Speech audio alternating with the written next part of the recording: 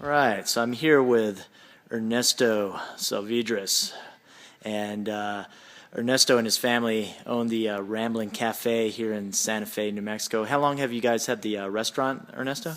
It's been about 8.5 years now. 8.5 years, awesome.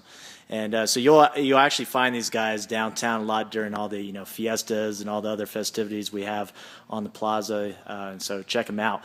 Now Ernesto got his son interested in Jiu-Jitsu. How long ago was that? I want to say it's been about 8-9 years. I think 8 or 9 years. And Ernesto actually started off in the kids class, correct? Yes, sir. But now he's been in the adult class, it seems like, for quite a while. It does seem like it's been a while. Okay. And how old is Ernesto now? He is 16. 16. Okay, so he basically started when he was about 7 or 8 years old. Yes. Yeah, cool. All right. So what brought you guys to the academy in the first place? Well, I think we had friends and family that were actually already kind of here, and I wanted to, as a wrestler, you wanted him to get familiar with everything on the ground and just learn different aspects of martial arts. Right. And Ernesto was wrestling before he started Jiu-Jitsu, correct? Or Yes. Okay. He's been at it since, I think I started when he was 4 years old, started wrestling. Yeah. Uh-huh. Now, like you said, you wanted him to, start improving as a martial artist and all that. I mean, when did you start seeing, like, him really start to kind of blossom with his Jiu-Jitsu training? I think it should have been about a year after we were here. He just really started, he learned what was going on, different parts of the game. He was a wrestler at first, and I think he transitioned as a jiu-jitsu guy, and he loved it from there. Him and his training partners, his teachers, everybody. Nice. Now, after you guys got him enrolled in jiu-jitsu, because Ernesto's got a pretty insane I guess amount of competition time throughout all the combat sports that he's been involved with. How long was it until he participated in his very first jiu-jitsu tournament?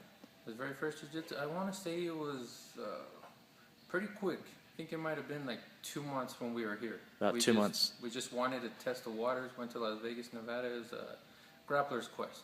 And what was the results? Even though he was a beginner, we put him in the advanced division, and I think he ended up with a third place. Yeah. Nice. And so, I mean, ever since then, you guys have been doing all kinds of competitions. Where all have you had Ernesto compete? With jiu-jitsu? Yes. Jiu-jitsu mainly, it's been a lot in Nevada, Colorado. Now he's older, we started going to California, went to Arizona, different places like that. Mm-hmm. Do you have any idea, like, how many jiu-jitsu competitions he's done? I know it's been quite a bit, not an exact number. Right. Okay, so one of the things that I wanted to ask you about is, I mean, what are, like, some of Ernesto's, like, his standout accomplishments in wrestling? In wrestling, well, as an 8th grader, he was able to win the state tournament in high school. So that was a big accomplishment. I think we worked real hard for that. Right, and he had actually won the state for junior wrestling many years in a row, right? Yes, he was a 5-time New Mexico junior wrestling champion.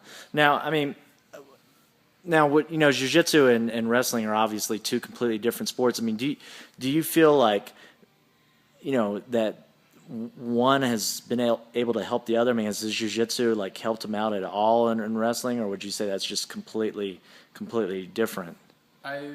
It is completely different, but there is certain things that I know he uses that help him, that he has been able to, that came from jiu-jitsu and right. vice versa. And you think that might have given him a little bit of an edge, maybe? And oh, yeah. Okay. All right. And he's also, he just got interested in striking now. He's started to do some boxing and kickboxing. What's Ernesto's amateur boxing record right now? Right now, his amateur boxing record is 1-3. 1-3. He's 1-3. Okay, so he's starting to get some experience. Yes. And he's had to compete. I know I've gone out to watch him before, and he's had to compete against guys that, that's all they do is boxing. True. So that's good. So, but it's cool because he's breaking out of his comfort zone. He's been a grappler for a long time and is now starting to learn the striking. But he's recently had his very first kickboxing match, correct? Correct. And what was the result on that? He won that one. It was a good fight. They fought at 157, and it was his first fight, and it was good. He won by a TKO, which was the referee stoppage. It was good fight. Mm-hmm. Now, what about Ernesto's standout jiu-jitsu accomplishments? What's he done, pulled off in the sport there? Can you know how many times he's won Naga or Grappler's Quest or?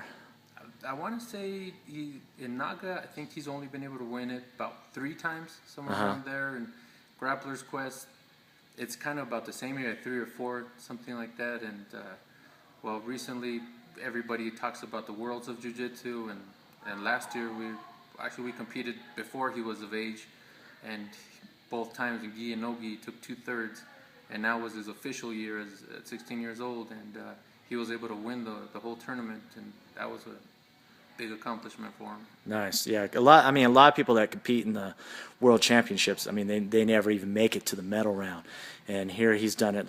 How many times has he been a participant in the World Championships? He did it twice. Twice, and he's got two third places and one gold medal. Yes. So that's super impressive. Okay, now the last question, Ernesto, is would you recommend our school, Santa Fe Brazilian Jiu-Jitsu Academy, to other people looking for self-defense, or maybe even other wrestlers? Yes, I would. I think this is one of the best places, if not one of the best to train. Gracie Barra, the instructors, it's a great place. Cool. All right. Well, thanks a lot, Ernesto. Appreciate your time.